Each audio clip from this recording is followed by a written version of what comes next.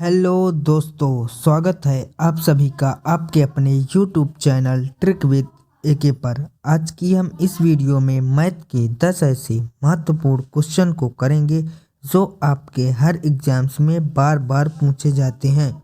वो एग्ज़ाम आपका group D का हो, एमटीएस का हो, आरपीएफ कांस्टेबल, एनटीपीसी या फिर यूपी पुलिस, इन सभी एग्ज़ाम्स के लिए ये 10 सवाल बहुत ही इम्पोर्टेंट होंगे और हम इन क्वेश्चनों को ट्रिक के माध्यम से भी सॉल्व करना सीखेंगे। तो आज की यह वीडियो आप लोगों के लिए बहुत ही इम्पोर्टेंट होगी, तो वीडियो को एंड तक ज़रूर देखिएगा और यदि आप चैनल पर नए हो तो चैनल को सब्सक्राइब जरूर करिएगा।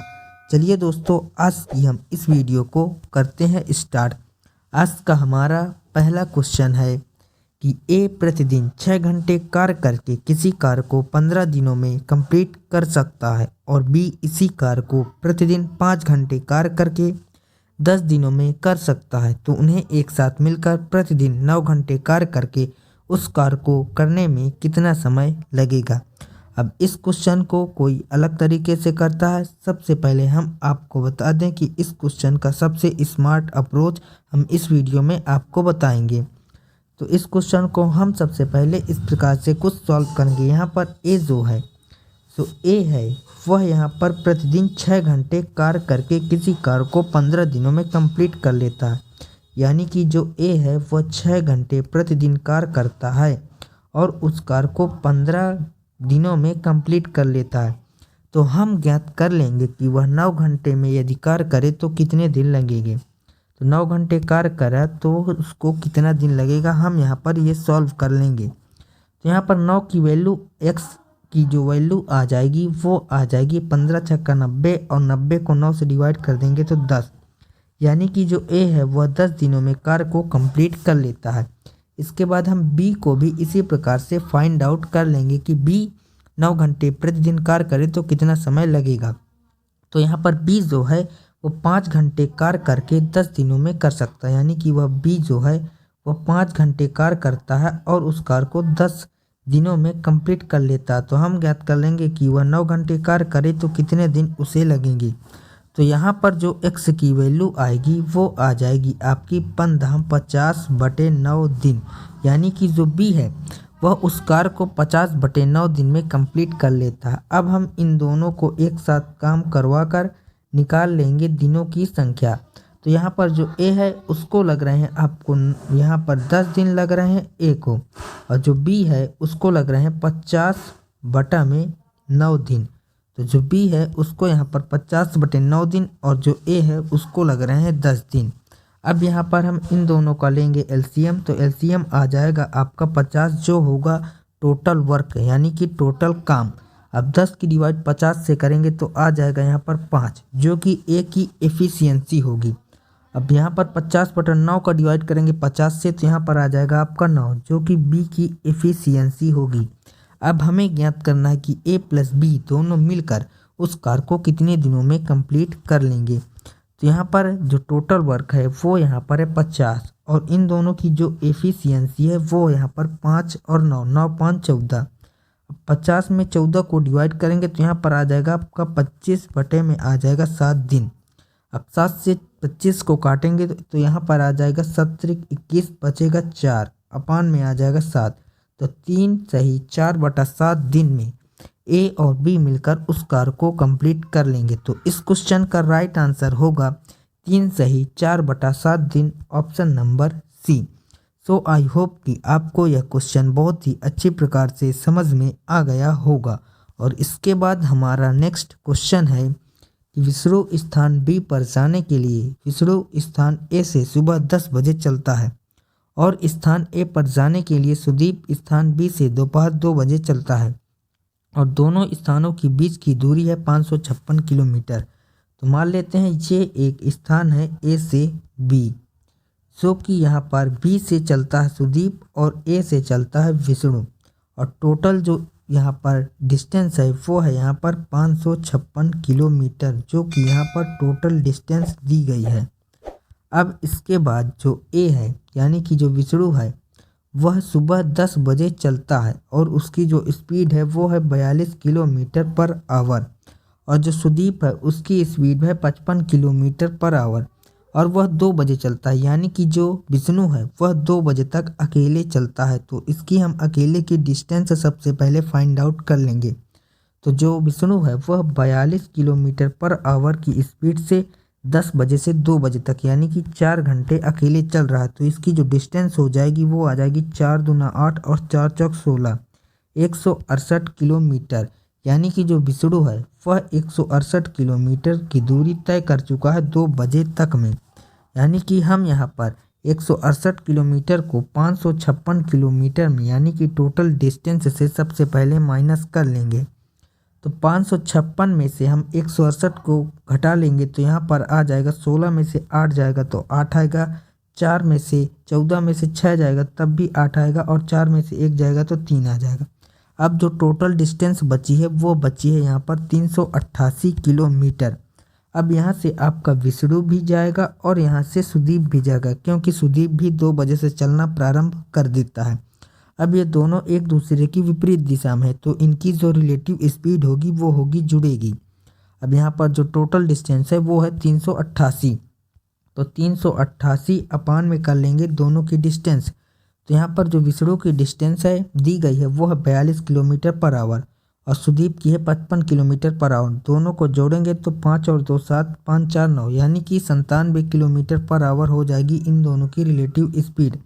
अब इसको यहाँ पर सॉल्व कर लेंगे तो ये जाएगा आपका 4 बार, यानी कि 4 घंटे के बाद विष्णु और सुदीप एक स्थान पर मिलेंगे। तो यहाँ पर 2 बजे से स्टार्ट करते हैं, 2 बजे के बाद 4 घंटे और ऐड कर लेंगे तो 4 और 2 हो जाएगा 6 घंटे, यानी कि 6 PM पर सुदीप और विष्णु मिल जाएंगे। तो इस क्वेश्चन का राइट आंसर होगा 6 PM, ऑप्शन नंबर डी। और ये सारे के सारे आपके सिलेक्टेड और इम्पॉर्टेंट क्वेश्चन हैं, तो आपके लिए यह वीडियो बहुत ही इम्पॉर्टेंट होगी। सबसे पहले आप क्वेश्चनों को अपने से सॉल्व करें, जब क्वेश्चन आपके अपने से सॉल्व ना हो तभी वीडियो को आगे देखें। और इसके बाद जो नेक्स्ट क्वेश्चन है वह यह है कि एक त्रिभुजाकार मैदान का क्षेत्रफल ज्ञात कीजिए जिसकी भुजाएं 85, 85 और 154 मीटर हैं।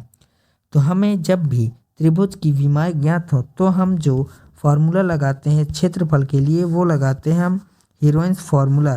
जबकि यहाँ पर हमें 2 भुजाएं जो दी गई हैं वो दी गई हैं यहाँ पर सेम भुजाएं हैं, यानी कि यहाँ पर जो ट्रायंगल है वो है आपका समद्विबाहु त्रिभुज। तो यहाँ पर ये है 85 और ये है 85 और जो नीचे की भुजा है वो यहाँ पर है आपकी 154, जो कि टोटल लंबाई है यहाँ पर 154।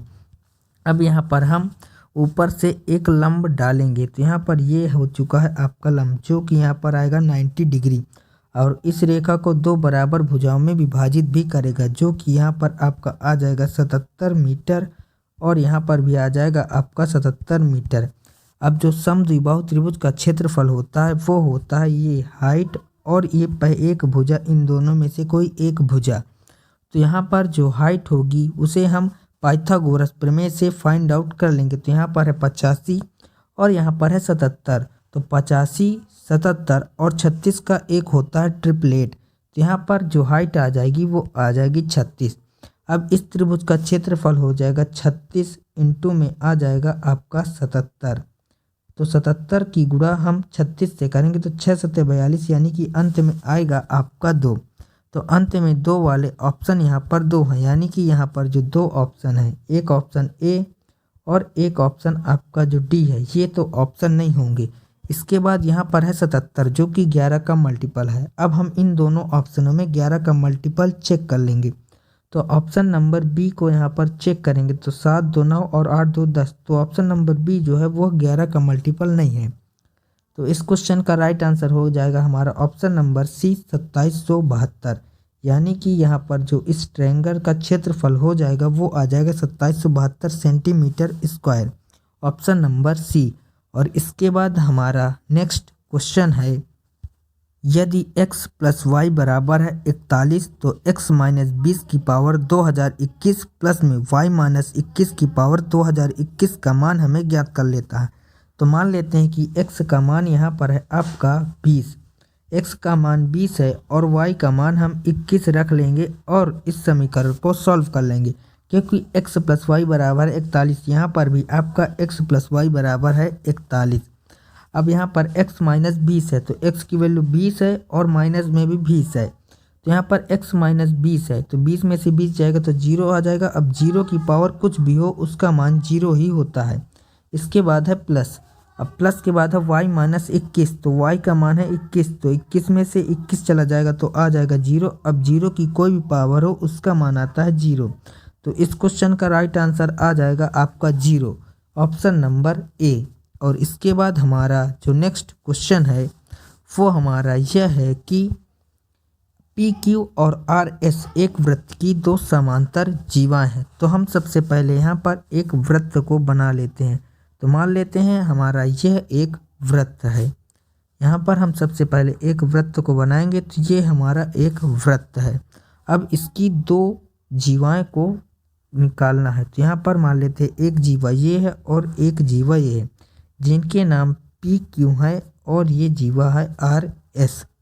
अब पी क्यू की लंबाई जो है वो है 48 सेंटीमीटर और जो आर एस की लंबाई है वो है 40 सेंटीमीटर। यदि जीवाएं केंद्र की विपरीत दिशा में है और उनके बीच की जो दूरी है वो है 22 सेंटीमीटर। अब इनके जो बीच की दूरी है वो यहाँ पर है आपकी 22 सेंटीमीटर और मान लेते हैं कि ये हमारा यहाँ पर केंद्र है वृत्त का। तो हमें ज्ञात करना है वृत्त की त्रिज्या, यानी कि ये वाली हमें लंबाई ज्ञात करना है कि ये वाली लंबाई क्या होगी। अब जो ये यहाँ पर केंद्र से एक सीधी रेखा आती है वो यहाँ पर परपेंडिकुलर होती है और इस भुजा को दो बराबर भागों में विभाजित करती है। तो आर एस की लंबाई है 40, तो दोनों तरफ हो जाएगा आपका 20 सेंटीमीटर और 20 सेंटीमीटर। हमें ज्ञात है कि जो वृत्त की सबसे बड़ी जीवा होती है वो होती है आपकी व्यास। तो व्यास बराबर होता है आपका 2r, जो कि यहाँ पर आपका बड़ा होगा 48 से, क्योंकि यहाँ पर 48 सेंटीमीटर सबसे बड़ी जीवा है। अब यहाँ पर r जो होगा वो बड़ा हो जाएगा 24 से, जो त्रिज्या होगी वो होगी 24 से बड़ी। तो यहाँ पर ऑप्शन बी को देखें और ऑप्शन डी को देखें तो ये दोनों ऑप्शन तो नहीं होंगे।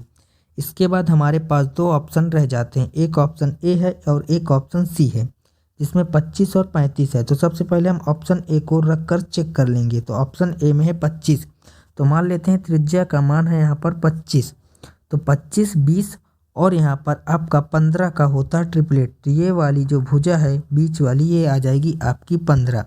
इसके बाद यहाँ पर भी हम 25 रख कर देख लेते हैं। तो यहाँ पर 25 रखेंगे और यहाँ पर है आपका 24, तो 25, 24 और 7 का भी एक ट्रिपलेट होता है और इन दोनों की भुजाओं का जो बीच की दूरी है वो है 22 और 15 और 7 भी आ गया 22, यानी कि हमारा इस क्वेश्चन का 25 जो आंसर है वह बिल्कुल से करेक्ट हो जाएगा। तो इसका आंसर होगा ऑप्शन नंबर ए 25 सेंटीमीटर, जो कि होगी वृत्त की त्रिज्या। और इसके बाद हमारा नेक्स्ट क्वेश्चन है कि प्रथम 111 विषम प्राकृतिक संख्याओं का औसत ज्ञात कीजिए। तो प्रथम n प्राकृतिक संख्याएं जो होती है उन विषम प्राकृतिक संख्याओं का जो एवरेज होता है, जो औसत होता है वो n के बराबर ही होता है। तो यहाँ पर संख्या है 119, तो जो इनका औसत होगा वो आपका 119 ही होगा। तो इस क्वेश्चन का राइट आंसर डी होगा 119। इसके बाद नेक्स्ट क्वेश्चन है कि एक घनाभ की लंबाई, चौड़ाई और ऊंचाई का योग है 38 सेंटीमीटर।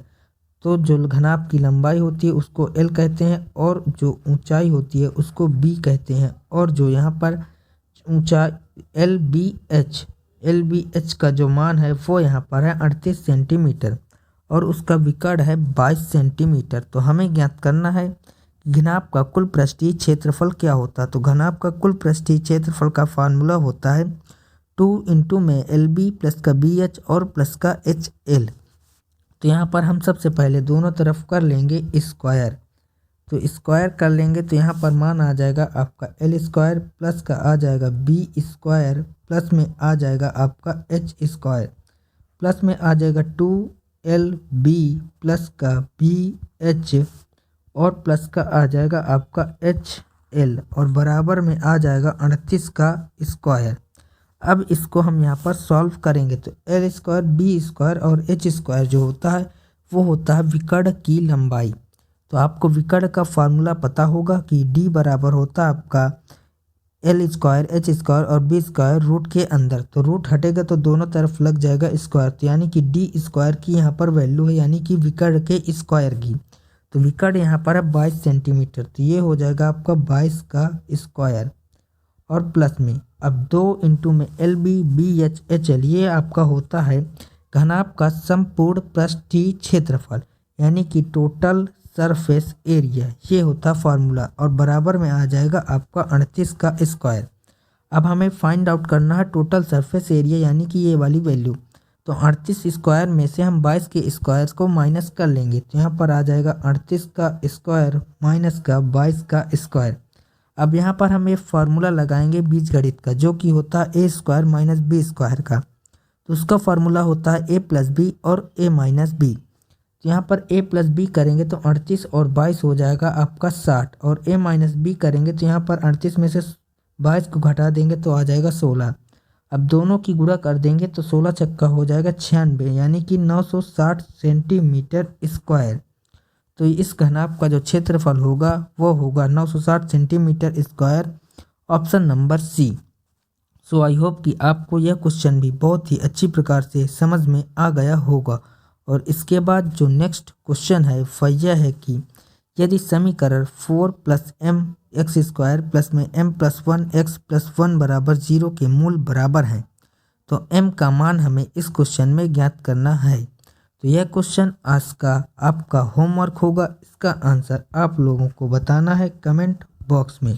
सो आज की यह वीडियो आप लोगों को कैसी लगी ये हमें कमेंट बॉक्स में ज़रूर बताइएगा।